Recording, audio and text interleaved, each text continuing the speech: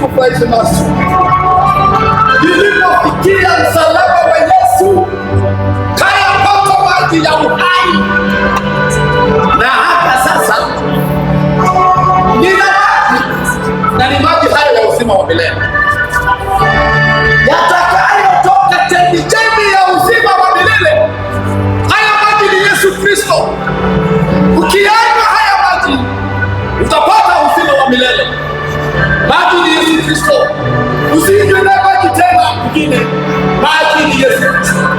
Haleluya.